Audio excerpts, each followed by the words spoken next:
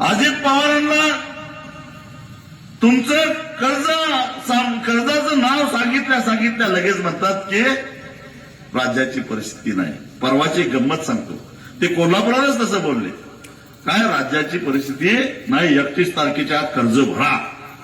जणू काय ह्यानं कसं 70,000 कोटी आणल्या तसं आपणही आणल्यात असं त्याला वाटतंय. त्यामुळे 4 दिवसात आपण लगेच कर्ज भरणार या भ्रमात होतं ते. आणि आपणही कुठनं तरी हात मारलेला आहे. आता अजितदादांनी सांगितलं म्हटल्यानंतर लगेच जाऊन बँकेत भरणार असं 4 दिवस मुदत देतोय आपल्याला. 28 मार्चला कोल्हापूरला आणि मग ते 31 तारखेच्या आत कर्ज भरा, माफ होणार नाही. विमानानं आले कुठं? कोल्हापूरला. आणि तिथनं कलेक्टर ऑफिसमध्ये गेले. 16 मिनिटात गेले बरं का. किती मिनिटात?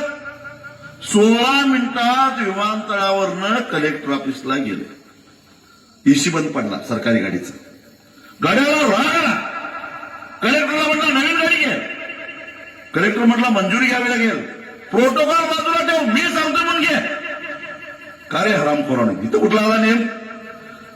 काय मेलो असता अजित पवार? 16 मिनिटं फक्त त्याला जर का एसी मिळाला नाही म्हणून उकाड्यानं हैराण झालेल्या माणसाला जर का नवीन गाडी घ्या म्हणून आदेश देतोय.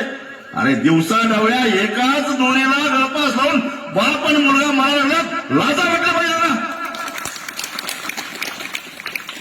दया यायला पाहिजे. त्यांना दया येत नाही. पण त्यांना दया येत नाही त्याच्यापेक्षा मला वाईट